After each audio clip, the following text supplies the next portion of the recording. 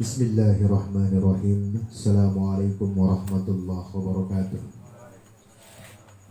Innal hamdalillah nahmaduhu wa nasta'inuhu wa nastaghfiruh wa na'udzu billahi min shururi anfusina wa min sayyiati a'malina. May yahdihillahu fala mudilla lahu wa may yudlilhu fala hadiya lahu.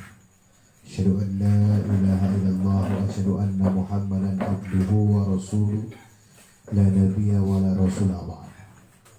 Allahumma salli ala Muhammad wa ala ali Muhammad kama sallaita ala Ibrahim wa ala ali Ibrahim innaka Hamidum Majid. Amma ba'd.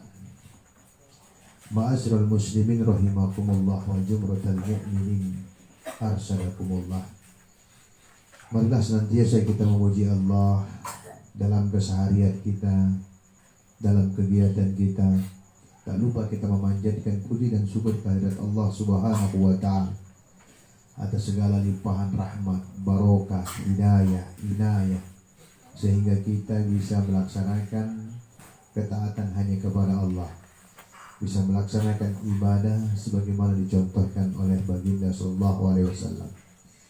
Selawat dan salam kita haturkan kepada Nabi besar Muhammad sallallahu alaihi wasallam, kepada keluarga beliau, sahabat-sahabat beliau, kepada tabi'in, itba'ut tabi'in, dan seluruh pengikut-pengikutnya yang setia mengikuti sunnah-sunnah beliau sampai hari kiamat nanti.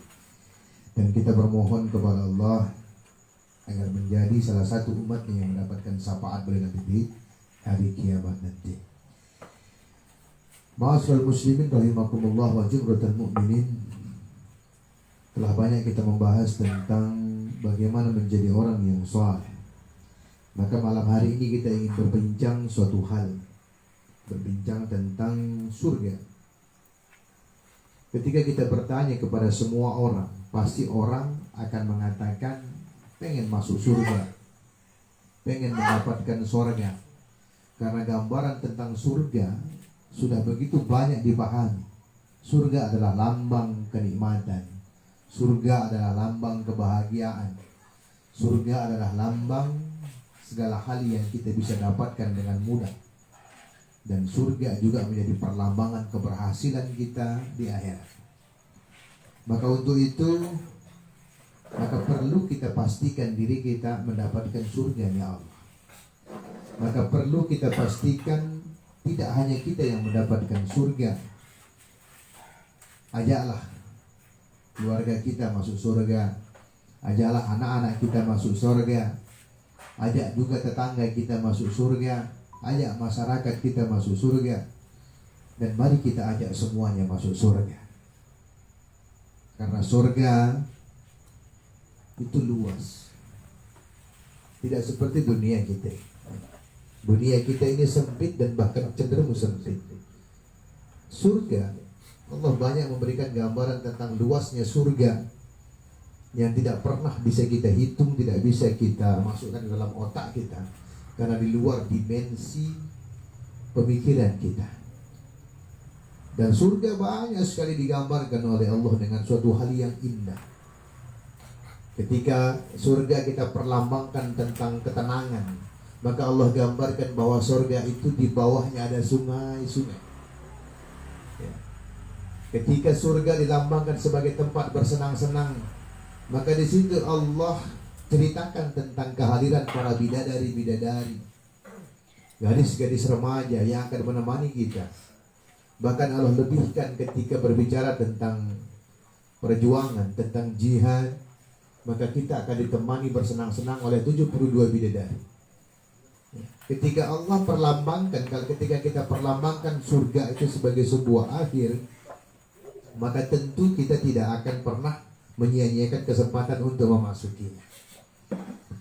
Maka coba kita ingin mencoba mengarungi tentang surga itu termaktub dalam Quran surat An-Naba. Surat An-Naba ayat 32. Kita mulai dari ayat 31 saja. Dan sebelum yang perlu kita ketahui, sebelum ayat 31 ini Allah berbicara tentang kekafiran, ya. Bagaimana orang kafir, tapi kita ingin memulai dengan hal berbicara tentang surga. Allah berfirman, Bismillahirrahmanirrahim, Innalil muttaqina mafaza. Orang-orang yang menjauhkan diri dari kekufuran, kesyirikan, dan dosa-dosa akan selamat dari api neraka. Ya, ini poin pertamanya. Ini poin pentingnya agar kita bisa mendapatkan kenikmatan, agar kita bisa mendapatkan senang-senang, agar kita mendapatkan keridhaan Allah, dan agar kita mendapat kesempatan untuk merasakan semua perlambangan kesenangan yang di dunia jarang sekali kita jumpai. Ya. Innalil muttaqina mafaza. Ya, dalam Quran harfiah, mafaza itu diartikan kemenangan, ya. Kemenangan bagi orang-orang yang bertakwa. Artinya kalau sudah sampai surga, ya, itu sudah kemenangan. Tapi dalam tafsir ya, di sini diartikan innalil muttaqina mafaza. Orang-orang yang menjauhkan diri dari kekufuran, kesyirikan, dan dosa-dosa. Itu jelas sebagai perlambangan orang-orang muttaqin, orang-orang yang bertakwa. Orang-orang bertakwa itu pasti tidak akan pernah melakukan kesyirikan. Ya. Orang yang bertakwa itu yang takut kepada Allah pasti tidak akan mau melakukan kekufuran. Bahkan untuk membuat dosa, melakukan dosa, dia tidak akan pernah sempat berpikir untuk melakukan dosa. Itu orang muttaqin. Nah, kira-kira ketika mendapatkan penjelasan seperti ini, diri kita itu sudah termasuk orang yang bertakwa apa belum? Ya. Kira-kira ketika kita berbicara dalam ayat ini, orang-orang muttaqin itu adalah orang-orang yang menjauhkan dirinya dari kekufuran, orang-orang yang menjauhkan dirinya dari kemusyrikan, dan orang-orang yang menjauhkan dirinya dari dosa-dosa. Ya. Nah, sekarang antum-antum atau kita-kita yang berada di sini sudah sampai derajat ini belum? Sebelum kita membahas lebih jauh, nah, kan? Sebelum kita membahas lebih jauh tentang ayat selanjutnya, karena ayat selanjutnya ini masya Allah, ya kan? Ya. Apalagi kita yang mengatasnamakan diri kita sebagai seorang pejuang. Nah, mendengar kalimat perjuang, teringat pesan guru kita, ya. Allahumma ghafir lahu, ya kan? Semoga Allah mengampuni beliau. Ya, beliau pernah berkata kepada saya, kepada kita semua, intinya nasihat untuk kita semua. Perjuangan itu jangan pernah menjadi beban. Ya. Perjuangan, karena ketika berbicara perjuangan, semua harus kita perjuangkan. Hidup kita perjuangkan, ya kan? Bahkan ekonomi keluarga kita pun harus kita perjuangkan. Tapi berbicara lebih jauh tentang perjuangan menegakkan Islam, perjuangan mendakwahkan Islam, perjuangan untuk melaksanakan Islam, jangan pernah anggap menjadi beban, atau jangan jadi beban kita. Ya. Nikmatilah perjuangan itu dan bersabar. Poin penting dari nasihat beliau adalah karena surga dan ridha Allah disiapkan bagi orang-orang yang bersabar. Ya. Surga Allah disiapkan bagi para pejuang. Surga Allah yang seluas itu diperuntukkan bagi para pejuang. Nah, maka ciptakanlah, jadikan diri kita seorang pejuang. Jadi ketika berbicara pejuang, ketika berbicara perjuangan, ketika berbicara tentang Islam, jangan pernah anggap Islam itu sebagai beban dalam diri kita. Tapi itu adalah sebuah kenikmatan yang Allah turunkan ketika kita bisa melaksanakan Islam. Kita bisa sholat, alhamdulillah, itu kenikmatan, jangan anggap beban. Maka nikmatilah sholat itu. Karena banyak orang-orang di luar kita, di luar sana, berusaha untuk melaksanakan sholat sebagaimana antum sholat. Bisa menggelar sajadah, bisa menikmati AC, bisa menikmati kipas angin, bisa menikmati rasa nyaman ketika sholat. Itu tidak mereka dapatkan. Maka nikmatilah. Maka setiap ujian yang datang kepada kita, bersabar. Ya, karena ujian itu diperuntukkan bagi orang-orang yang muttaqin, ya kan? Ini kita belum bahas nih ayatnya, masya Allah. Ya, jangan pernah jadikan beban. Ketika kita bisa bersedekah, nikmatilah.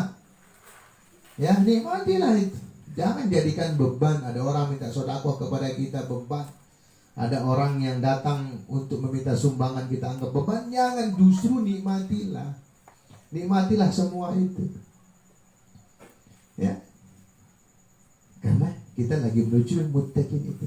Maka di sini dikatakan innalil muttaqina mafaza. Ya. Siapa orang-orang yang muttaqin tadi? Orang-orang yang menjauhkan dirinya dari kekufuran. Nggak mungkin mau dekat-dekat dengan kekufuran. Nggak mungkin mau dekat-dekat dengan hal-hal yang membawa dia jauh kepada Allah tuh ya. Lebih-lebih kemusyrikan, jauhkan dirinya dari kemusyrikan. Tidak ada waktu untuk melaksanakan kemusyrikan. Tidak ada waktu untuk menemani orang-orang yang melakukan kesyirikan. Nah, penting itu ya. Dosa, apalagi berbuat dosa. Maka orang-orang muttaqin adalah orang-orang yang menjauhkan dirinya dari kekufuran, dari kemusyrikan dan melakukan dosa. Itu orang-orang. Maka dia orang yang beruntung, kata Allah dalam ayat ini. Ya. Dia beruntung. Beruntung apa? Mendapatkan hal yang disebut dalam ayat selanjutnya. Hada'iqa wa'naba. Mereka akan dimasukkan ke surga yang dikelilingi oleh kebun-kebun dan buah anggur. Nah, bagi orang-orang yang muntakin, orang-orang yang menjaga diri dari kekufuran, menjaga diri dari kemusyrikan, apalagi berbuat dosa, nih Allah langsung masukkan dia ya ke surga. Ada yang nggak ingin surga? Ada yang nggak kepingin masuk surga? Ya. Ada yang tidak mau. Nah, jangan sampai kita kalah sama orang-orang kafir. Mereka sangat tahu bahwa surga itu perlambangan. Maka tujuan mereka adalah surga. Dan mereka bisa gambarkan itu. Maka kalau antum lihat film gitu kan, ketika mereka membuat tentang surga yang mereka sebut paradise gitu ya, mereka dilambangkan dengan perempuan-perempuan remaja. Mereka taruh di film itu. Kebun-kebun ya, sungai-sungai. Mereka mencoba untuk menggambarkan itu karena mereka tahu mereka nggak akan dapat nanti di akhirat. Maka mereka gambarkan, mereka buat di dunia segala kesenangan-kesenangan yang disebut dalam Al-Quran ya. Nanti di surga itu ada kebun-kebun dan pohon anggur, maka mereka buat itu ya. Karena mereka nggak akan dapat nanti di akhirat. Karena surga hanya diberikan kepada orang-orang muttaqin. Nah, tinggal kita nih, mau nggak di situ? Mau nggak kita di situ ya? Surga bayangkan. Ya, maka berdoa kepada Allah agar kita menjadi orang-orang yang muttaqin. Ya, kemudian coba lihat penggambarannya lagi. Wa kawaiba atsraba. Gadis-gadis yang montok, yang umur dan tingginya sama. Itu perlambangan surga. Masya Allah. Ya. Artinya ketika antum sudah diceritakan tentang hal nanti di surga, ya kan? Terus antum gak tertarik untuk menjadi orang muttaqin, gak tertarik menjadi orang-orang yang bertakwa. Ada yang masalah nih dalam kerangka berpikir antum semuanya. Ya kan? Kalau kemarin kita banyak membahas tentang beratnya perjuangan, ya kan? Tapi ketika mendapatkan balasan seperti ini, harusnya cerita tentang beratnya perjuangan itu ringan karena hadiahnya berat, hadiahnya besar. Ya kan? Misal antum ikut dalam perlombaan lari 10 kilo. Ketika hadiahnya hanya 1 juta, mungkin antum ogah-ogahan.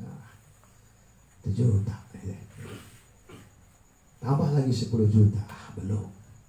Tapi ketika hadiah lomba lari 1 miliar, kira-kira apa yang antum lakukan? Antum akan berusaha menyiapkan diri menjadi yang terbaik, latihan, ya kan? Menyiapkan fisik, memberikan tubuh antum suplemen segala macam. Nih Allah kasih berita bagi orang-orang yang bertakwa, orang-orang muttaqin, Allah akan masukkan dia ke dalam surga yang dikelilingi oleh kebun-kebun yang sangat luar biasa dan pohon-pohon anggur. Tambah lagi ada gadis-gadis yang montok di situ. Ya kan? Karena apa? Kalau sudah bapak-bapak ngomong tentang gadis-gadis nggak pernah habis. Ya, punya istri 1 pengen nambah 2, pengen nambah 3, pengen nambah 4 tuh nggak selesai. Nah, maka perlambangannya di sini. Ya kan? Semua orang suka melihat gadis-gadis, ya kan? Nah, luar biasa. Kemudian ditambah lagi, coba kemudian ditambah lagi oleh Allah ya. Hadiahnya ditambah lagi oleh Allah. Wa ka'san dihaqa, ya kan? Gelas yang isinya selalu penuh, ya kan? Ya kan?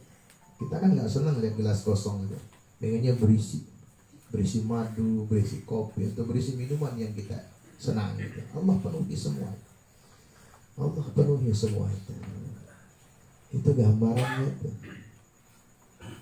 Ya. Ternyata, ya kan? Ternyata untuk mencapai surga kadang-kadang tidak sesusah pikiran kita. Kadang-kadang untuk mendapatkan surga tidak serumit yang kita pikirkan. Ya. Tapi juga kadang-kadang mendapatkan surga tidak semudah yang kita bayangkan. Nah, itu harus seimbang. Tidak serumit yang kita bayangkan. Apa misalnya Allah cukup nyuruh kita untuk jauhkan diri dari kesyirikan, jauhkan diri dari kemusyrikan, jauhkan diri dari perbuatan-perbuatan dosa.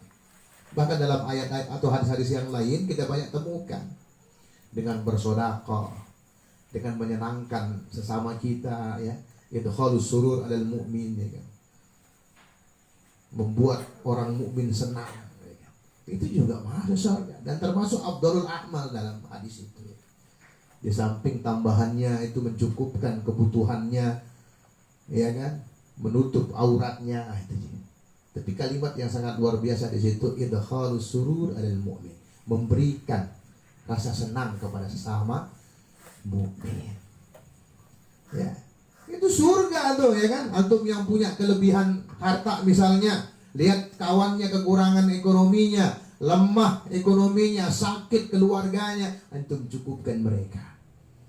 Masya Allah, surga tidak serumit yang kita bayangkan, ya kan?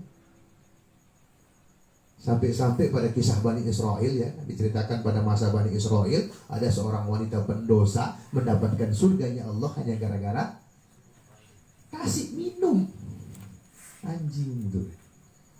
Itu kisah pada Bani Israel. Tidak serumit yang kita bayangkan sebenarnya, tidak sesusah yang kita bayangkan. Cukup kita taat kepada Allah, cukup kita melaksanakan apa yang diperintahkan oleh Nabi kita, ya, membuat orang-orang mukmin senang. Traktir makan, ya kan, traktir minum, undang ke rumah, ayo kita datang ke rumah, ya kan, siapkan buah-buahan, siapkan minuman, buat mereka senang, bergembira, masya Allah, ya kan. Ketika mereka kesusahan, bantu mereka. Ketika mereka tidak punya sesuatu, bantu mereka. Dan kalaupun kita tidak punya apa-apa, doakan mereka. Nah, itu dia, senang hati kita, ya kan. Misalnya Hurdianto lagi kesusahan, ya kan? Sudahlah kita tidak bantu dia bantuan, tidak bisa kasih dia makanan, tidak bisa kasih apa yang dia butuhkan, terus kita nggak mau doakan juga. Tapi kalau kita doakan, masya Allah, mudah-mudahan ini segera selesai, mudah-mudahan engkau mendapatkan apa namanya, barokah dari Allah, kesembuhan keluarga, masya Allah. Tapi hari ini, ya kan, surga menjadi tidak mudah. Karena apa? Kita yang membuat surga itu susah kita dapatkan. Apa dia? Kita hasad kepada saudara kita. Kita nggak senang lihat saudara kita senang. Kita nggak senang lihat saudara kita mendapatkan barokah. Kita nggak senang lihat saudara kita mendapatkan anugerah. Ya, kita curiga kepada kawan kita, kita curiga kepada teman kita, kita lecehkan teman kita, kita caci maki teman kita, apalagi mendoakannya. Jadi surga terasa susah. Coba sekarang, ya kan? Allah sudah kasih kita gambaran, masya Allah.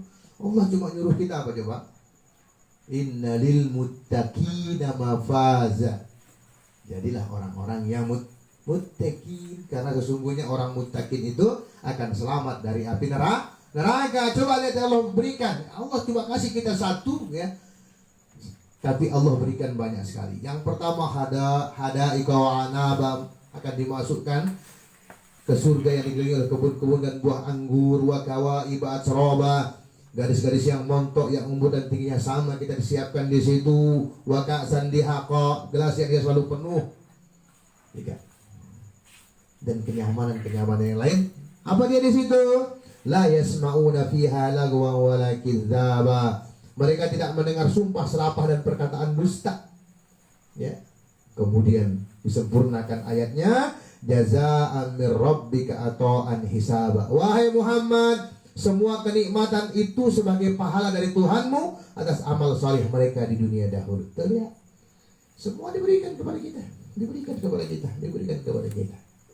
Maka sekarang antum yang masih suka hasad kepada temannya, hentikan itu. Jangan buat surga itu rumit, berat karena hasad yang antum miliki. Antum yang tidak pernah mendoakan saudara-saudara antum hari ini, doakan, saling doakan. Buat generasi yang saling mendoakan, saling mendoakan kebaikan, saling mendoakan keberkahan. Karena kita tidak tahu doa yang mana yang dikabulkan oleh Allah. Ya kan? Antum yang kurang amal soleh, beramal soleh. Ya. Antum yang nggak pernah bersodakoh, mulai bersodakoh. Antum yang tidak pernah silaturahim kepada tetangganya, kepada saudaranya, silaturahim sekarang.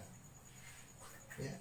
Antum yang tidak pernah mengasih hadiah kepada kawannya, saling kasihi, ya kan? Karena apa? Saling memberi hadiah itu menimbulkan kecintaan. Tahabu, ya kan? Salinglah memberi hadiah. Karena hadiah itu bisa mendatangkan kecintaan. Ya kan? Saudaraku, aku punya ikan. Ini buat engkau. Syukur-syukur sudah dikasih matang. Ya kan? Ada yang jualan tahu, kasih saudaranya. Ada yang jualan cilok, kasih saudaranya. Masya Allah, makan bersama, nikmat sekali. Ya, kita yang hari ini masih berat melakukan kebaikan, segera lakukan kebaikan. Karena rahasia kematian kita nggak pernah tahu. Ya, karena ingat, yang pertama kali kita dihisab sesuai dengan akhir kesudahan kita. Maka buat ending yang bagus, buat ending yang apik, ya kan? Buat ending yang bahagia. Itu dia. Berbeda ketika antum membaca ayat-ayat sebelumnya, masya Allah. Ya. Maka perlu sekarang untuk berpikir positif. Ya. Kunci keywordnya adalah jangan jadikan surga itu rumit kita dapatkan. Jangan jadikan surga itu susah kita dapatkan. Tapi mari jadikan surga itu mudah kita dapatkan. Cukup kita menjadi orang muttaqi. Ya, cukup kita jadi orang yang baik. Cukup kita ringan tangan. Cukup kita saling menebarkan kasih sayang. Cukup kita menyambung tali silaturahim. Cukup kita memberikan yang dibutuhkan oleh saudara kita. Kita mencukupkan pakaian mereka. Kita mengenyangkan perut mereka. Kita membuat mereka senang. Masya Allah. Berbicara akhir zaman hari ini nyambung tentang apa yang kita sampaikan tadi. Ya, tanda-tanda akhir zaman itu sudah antum saksikan semua sekali. Orang-orang soleh banyak. Bahkan orang gemuk ya, seperti saya ini tanda akhir zaman. Ya kan? Karena di akhir zaman itu akan muncul orang-orang gemuk. Nah, saya ini termasuk tanda akhir zaman kalau melihat hadis itu, ya kan? Ya, karena tanda akhir zaman itu orang gemuk.